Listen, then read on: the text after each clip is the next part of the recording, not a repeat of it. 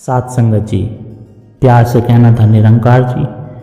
सात संगत जी, निरंकारी मिशन वाले गुरु को क्यों मानते हैं, निरंकार को क्यों नहीं मानते? सात संगत जी, निरंकार को मानना चाहिए।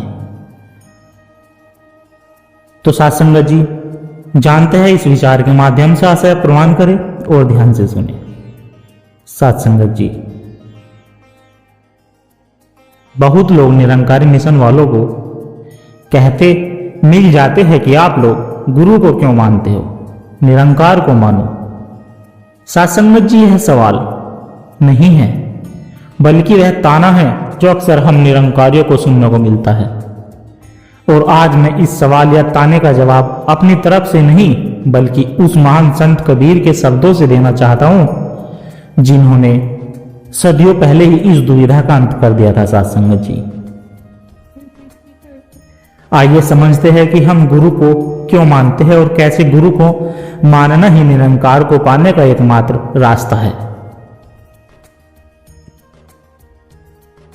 सात संगत जी, इस दोहे को ध्यान से सुनो।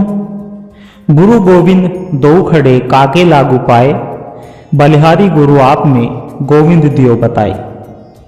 यहां सात संगत जी गुरु का अर्थ है जो समय के पूर्ण सदगुरु है, ब्रह्म ज्ञान के दाता है। गोविंद का अर्थ है सर्वव्यापी निरंकार परमात्मा। पाए लगाने का अर्थ है सात संगत जी समर्पण का भाव।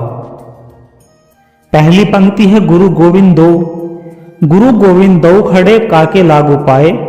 सात संगत जी कबीरदास जी एक शिष्य की मन स्थिति का वर्णन करते हैं। वे कहते हैं कि मेरी चेतना में मेरे सामने आज मेरे सतगुरु भी है और स्वयं निरंकार भी प्रकट है। मैं एक दुविधा में हूं कि पहले किसके चरणों में अपना शीश झुकाऊं, सर्वोच्च सम्मान पहले किसे दूं। यह एक प्रश्न है सात संगत जी हर सच्चे साधक के मन में उठता है। लक्ष्य बड़ा है या लक्ष्य तक पहुंचने वाला सतगुरु। सात संगत जी दूसरी पंक्ति बलिहारी गुरु आपने गोविंद दियो बताए। सात संगत जी दूसरी पंक्ति है बलिहारी गुरु आपने गोविंद दियो बताए। अगले ही पल कबीर को स्वयं ही उत्तर मिल जाता है और उनका हृदय कृतज्ञता से भर जाता है। बलिहारी गुरु आपने यानी है मेरे सतगुरु, मैं आप पर कुर्बान जाता हूं। मेरा पहला प्रणाम, मेरा पहला समर्पण आप ही के चरणों में है। क्योंकि कारण सात संगत जी अगली पंक्ति में है गोविंद दियो बताए, यानी गोविंद तो हमेशा ही थे। सात संगत जी सब जगह थे, मेरे अंदर भी थे, पर मैं अज्ञानी था, मैं उन्हें देख नहीं पा रहा था, पहचान नहीं पा रहा था। आप ही वह है जिन्होंने अपनी कृपा से ब्रह्म ज्ञान देकर मुझे इस निरंकार का बोध कराया, इसका पता बताया। यह दोहा सदगुरु की अनिवार्यता को सिद्ध करता है। सात संगत जी निरंकार सूरज की तरह है जो हमेशा आसमान में मौजूद है, पर हम अज्ञानता के कारण अंधे थे। सदगुरु वो वेद है जिन्होंने हमारी आंखों का ऑपरेशन करके हमें दृष्टि दी। सात संगत जी अब एक समझदार इंसान सबसे पहले किसका धन्यवाद करेगा? सूरज का या उस वेद का जिसने सूरज को देखने लायक बनाया? निश्चय ही सात संगत जी वह वेद के प्रति कृतज्ञता से झुक जाएगा। ठीक इसी तरह निरंकार तो सर्वव्यापी है, पर बिना सदगुरु की कृपा और उसके दिए ब्रह्म ज्ञान से सात संगत जी वह हमारे लिए अनजान ही रहता। सतगुरु ही वह दरवाजा है जिसे प्रणाम करके ही निरंकार के महल में प्रवेश किया जा सकता है। अब इस दोहे को सुनना सात संगत जी बहुत ही जरूरी है, जो भी आध्यात्मिक मार्ग में है उनके लिए। ध्यान से सुनो।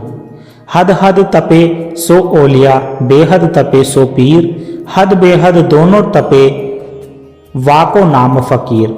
यहाँ सात संगत जी हद का अर्थ है यह भौतिक संसार, शरीर की सीमाएं, धर्म कर्म के बाहरी नियम, रस्म रिवाज और माया की दुनिया। बेहद का अर्थ है सात संगत जी यह आध्यात्मिक जगत, सिद्धियां, चमत्कार, स्वर्ग नरक की कल्पनाएं और वह अनुभव जहां इंसान को लगता है कि मैंने कुछ पा लिया है। यह एक सूक्ष्म अहंकार का क्षेत्र है। फकीर यह वह अवस्था है जहां मैं का भाव ही नहीं रहता। सात संगत जो पूर्ण रूप से निरंकार में विलीन हो चुका है, पहली पंक्ति हद हद तपे सो ओलिया, इसका अर्थ है जो व्यक्ति इस दुनिया की सीमाओं या हद को पार कर लेता है वो ओलिया है, यानी वो जिसने सांसारिक मोह माया, बुरे कर्मों और भौतिक इच्छाओं पर विजय पाली है। वो एक नेक पुण्यात्मा इंसान है जो अच्छे कर्म करता है। यह एक अच्छी अवस्था है, पर अभी भी वो कर्ता भाव यानी मैं अच्छा काम कर रहा हूं में जी रहा है। दूसरी पंक्ति सात संगत जी बेहद तपे सो पीर, जो इस हद से भी आगे निकलकर आध्यात्मिक जगत यानी बेहद में प्रवेश करता जाता है वह पीर है। उसे सिद्धियां प्राप्त हो सकती है, उसे दिव्य अनुभव हो सकते हैं, वह दुनिया को चमत्कार दिखा सकता है। यह ओलिया से भी ऊंची अवस्था है, लेकिन यह एक खूबसूरत सूक्ष्म खतरा है सात संगत जी आध्यात्मिक अहंकार का। उसे यह गुमनाम हो सकता है कि मैं एक सिद्ध पुरुष हूं, मुझे ईश्वर का अनुभव है, यह भी मैं अभी जिंदा है। अंतिम और सर्वोच्च पंक्ति हद बेहद दोनों तपे वाको नाम फकीर, यही वह अवस्था है जहां सतगुरु का ब्रह्म ज्ञान काम करता है। फकीर वो है जो ना सिर्फ दुनिया की हदों यानी हद को लांग कर बल्कि आध्यात्मिक जगत के आकर्षण और अहंकार यानी बेहद को भी पार कर गया। साथ संगत जी वह जानता है कि दुनिया एक सपना है, इसलिए वह हद में नहीं फंसता। वह यह भी नहीं जानता कि आध्यात्मिक अनुभव भी उसी एक निरंकार का खेल है, इसलिए वह बेहद में भी नहीं अटकता।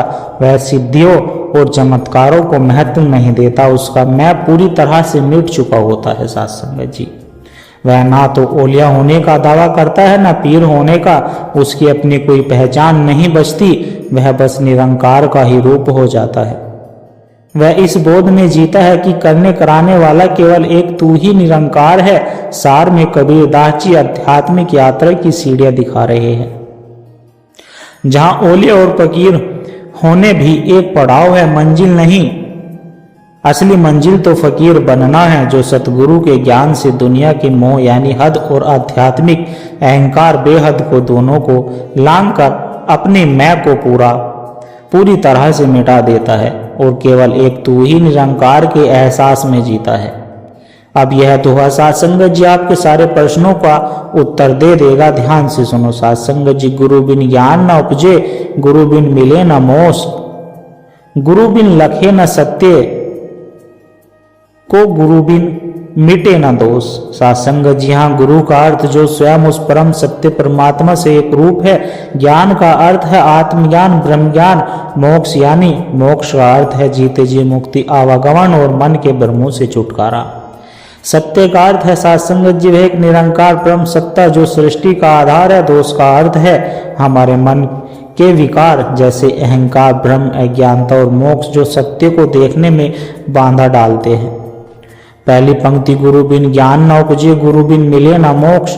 सात संगत जी कबीरदास यहाँ आध्यात्मिक सत्य के दो मूलभूत स्तंभों की बात कर रहे हैं, ज्ञान और मोक्ष। वह कहते हैं कि बिना सतगुरु की कृपा के सच्चा आध्यात्मिक ज्ञान हृदय में उत्पन्न ही नहीं हो सकता। हम चाहे कितना भी ग्रंथ पढ़ ले, कितनी ही चर्चाएं सुन ले, पर वह ज्ञान जो आत्मा को परमात्मा से जोड़ दे वह केवल सतगुरु ही प्रदान कर सकते हैं। और जब ज्ञान ही नहीं होगा तो गुरु बिन मिले ना मोक्ष, मुक्ति कैसे मिलेगी। मोक्ष कोई मरने के बाद मिलने वाली वस्तु नहीं, बल्कि अज्ञानता के बंधनों से इसी जीवन में आजाद हो जाने का नाम है। यह आजादी केवल ब्रह्म ज्ञान के प्रकाश से ही संभव है और वह प्रकाश सतगुरु ही दे देते हैं। दूसरी पंक्ति गुरु बिन लखे ना सत्य को, गुरु बिन मिटे ना दोष। अब कबीरदास जी बताते हैं कि ज्ञान और मोक्ष क्यों गुरु के बिना असंभव है। गुरु बिन लखे ना सत्य को, इसका मतलब है कि हम अपनी सीमित बुद्धि और इंद्रियों से उस परम सत्य परमात्मा को ना देख सकते हैं, न समझ सकते हैं। वह हमारी कल्पना से परे है। सतगुरु ही वह दिव्य दृष्टि यानी ज्ञान चक्षु प्रदान करते हैं, जिससे हम उस कण कण में बसे निरंकार परमात्मा को पहचान पाते हैं। और हम सत्य को क्यों नहीं देख पाते साथ संगत जी? क्योंकि हमारे मन पर जन्मों से अहंकार, भ्रम और विकारों की मोटी परत जमी हुई है। इन परतों को अपने बल पर हटाना संभव है। सतगुरु ही वह शक्ति है साथ संगत जी, जिनके शब्द और कृपा हमारे इन आंतरिक दोषों को मिटाकर मन को निर्मल करते हैं। सार में कबीरदास जी पूरी दृढ़ता से कह रहे हैं कि आध्यात्मिक मार्ग पर इंसान पूरी तरह से असहाय है। ज्ञान, मुक्ति, सत्य का दर्शन और मन की शुद्धि इन 4 लक्ष्यों की प्राप्ति का एकमात्र साधन है, एकमात्र द्वार, एकमात्र मार्ग केवल सतगुरु है। उनके बिना यह यात्रा शुरू ही नहीं हो सकती। और अब आई है अंतिम और सबसे महत्वपूर्ण दोहा है साध संगत जी। इसे समझ गए तो आप अपने आप को जान जाएंगे। समझो साध संगत जी, लाली मेरे लाल की जित देखो तित लाल, लाली देखन मैं गई मैं भी हो गई लाल। संतो यह दोहा उस अवस्था का वर्णन है जो ब्रह्म ज्ञान की प्राप्ति के बाद घटित होती है। यह केवल एक विचार नहीं बल्कि एक जीवंत अनुभव है। पहली पंक्ति में लिखा है कि लाली मेरे लाल की जित देखो तित लाल। यहाँ लाल का अर्थ है परम प्रिय निरंकार और लाली उस निरंकार का नूर, उसकी मौजूदगी का एहसास है। और मैं का अर्थ है देखने वाली, यह इंसान का अहंकार, उसकी अलग हस्ती का भाव है। जब सतगुरु की कृपा से किसी गुरसिक को ब्रह्म ज्ञान की प्राप्ति होती है तो उसे यह दृष्टि मिलती है कि यह सारा अस्तित्व कण कण उसी एक निरंकार का ही रूप है। जित देखो तित लाल का अर्थ है कि अब उसे हर जगह, हर इंसान में, हर वस्तु में, अच्छे में, बुरे में, जीवन में, मृत्यु में सिर्फ और सिर्फ उस निरंकार का ही प्रकाश दिखाई देता है। यह एक तू ही निरंकार की अवस्था है जहाँ भेदभाव की दृष्टि समाप्त हो जाती है। यहाँ पहला चरण है ज्ञान का चरण, जहाँ भक्त को यह बोध होता है कि निरंकार सर्वव्यापी है। दूसरी पंक्ति है कि लाली, साध संगत जी, दूसरी पंक्ति है लाली देखन मैं गई मैं भी हो गई लाल। लाली देखन मैं गई का अर्थ है कि जब वह भक्त या साधक अपनी मैं यानी अहंकार को लेकर उस निरंकार के नूर को, उसकी दिव्यता को अनुभव करने, जीने या उसमें रमने के लिए आगे बढ़ा जाता है तो जो घटना घटती वह अद्भुत थी। साध संगत जी, मैं हो गई लाल का अर्थ यह नहीं कि मैं भी भगवान जैसी हो गई, नहीं, यह बहुत गहरा अर्थ है। इसका अर्थ है मैं बची ही नहीं। वो जो मैं देखने गया था वह दृष्टा ही दृश्य में विलीन हो गया।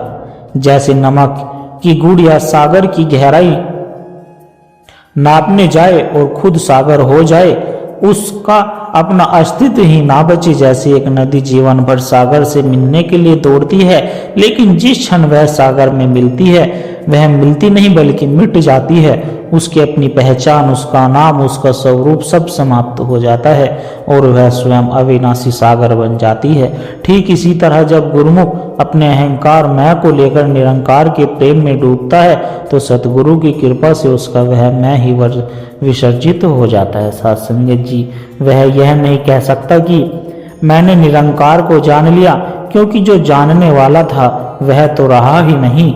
जो शेष बचता है वह सिर्फ निरंकार है। अंतिम अवस्था में मैं का पूरी तरह से मिट जाना है। ईश्वर कोई ऐसी चीज नहीं जिसे तुम पा सको। वह एक ऐसा सत्य है जिसमें तुम खुद को खो देना चाहते हो। साध संगत जी,